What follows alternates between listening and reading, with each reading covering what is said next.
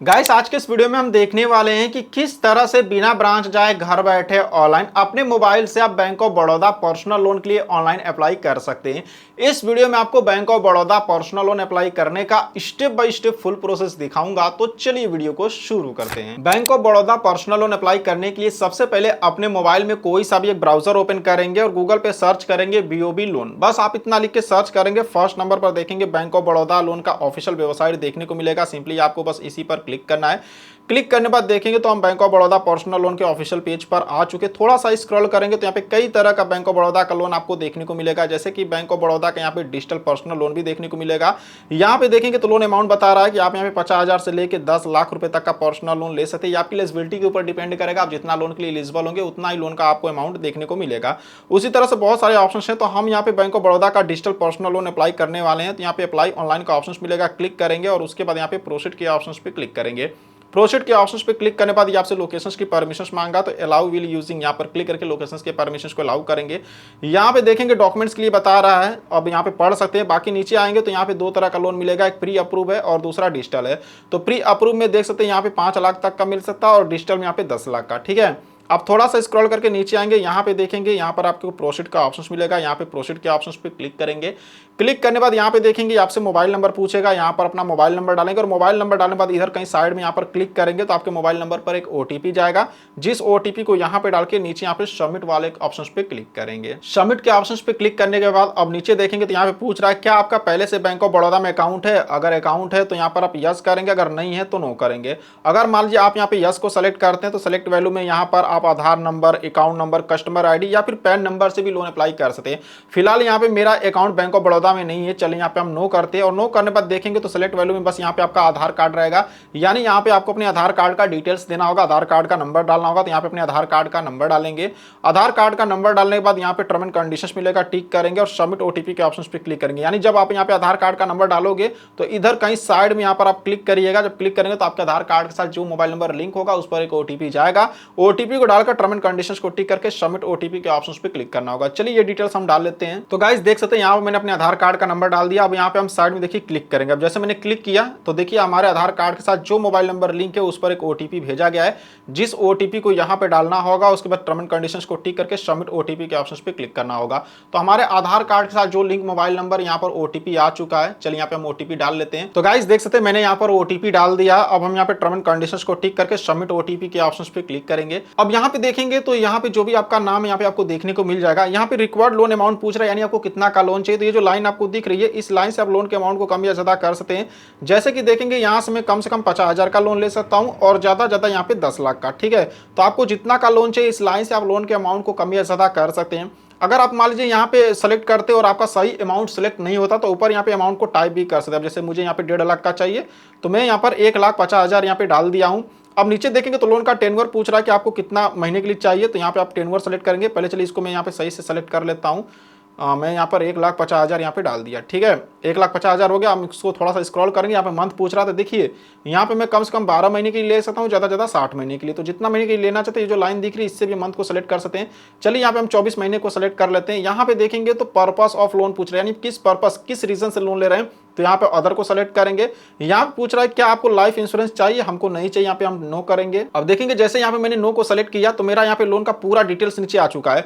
जैसे जो मेरा रेट ऑफ इंटरेस्ट लगाया जा रहा है वो 13.9% का लगाया जा रहा है। तो ये आपके प्रोफाइल के ऊपर डिपेंड करेगा। अब सबका जो इंटरेस्ट रेट होता है वो अलग अलग होता है। ठीक है, जरूरी नहीं कि आपको भी 13.9% का ही रेट ऑफ इंटरेस्ट लगाया जाए।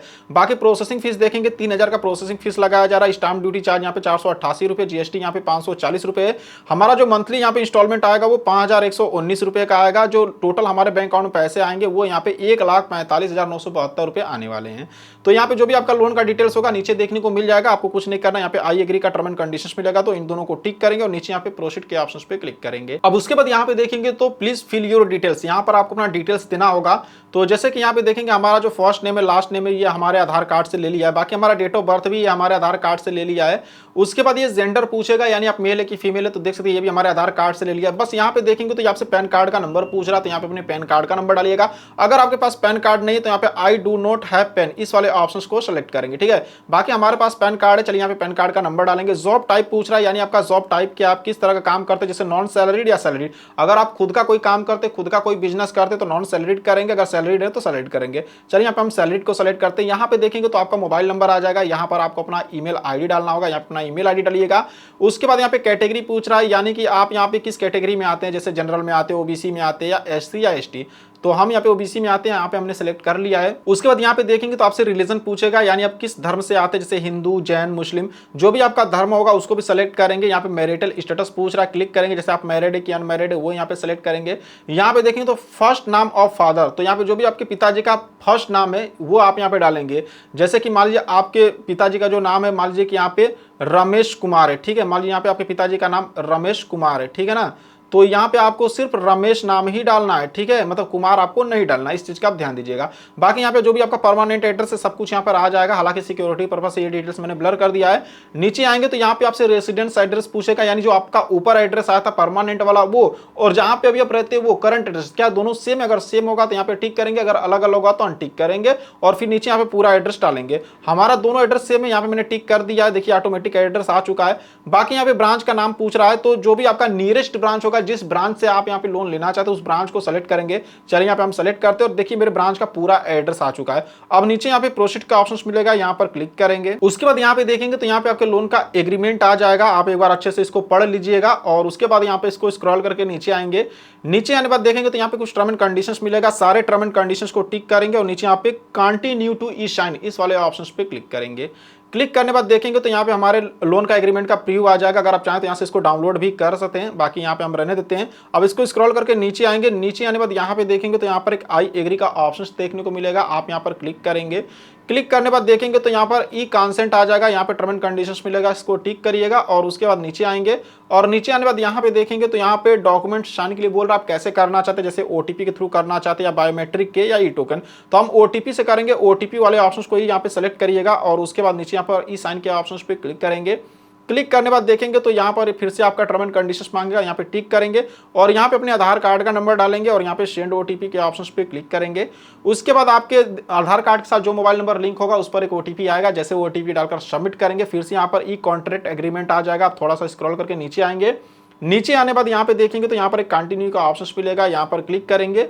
क्लिक करने बाद देखेंगे थैंक यू कर आ चुका और फाइनली यहाँ पे देखिए मेरा 1.5 लाख का लोन अप्लाई हो चुका है और दिया योर लोन अमाउंट 1,45,972 रुपये हमारे बैंक अकाउंट में यहाँ पर आ चुके हैं। यहाँ पर आप देख सकते हैं।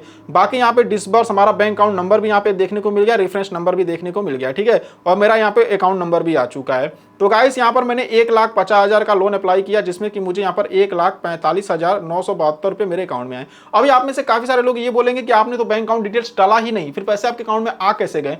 तो देखिए मेरा यहाँ पे पहले से बैंक ऑफ बड़ौदा में अकाउंट था, जिसकी वजह से यहाँ पर मुझे बैंक अकाउंट डिटेल्स नहीं डालना पड़ा। लेकिन अगर आप नो को सेलेक्ट करते हैं और आपका बैंक ऑफ बड़ौदा में अकाउंट नहीं होता है, तब आपसे ये अकाउंट पूछेगा और आपको अपना बैंक अकाउंट डिटेल्स डालना होगा। जब बैंक अकाउंट डिटेल्स डालोगे तो उसी अकाउंट में आपका लोन का पैसा ट्रांसफर किया जाएगा।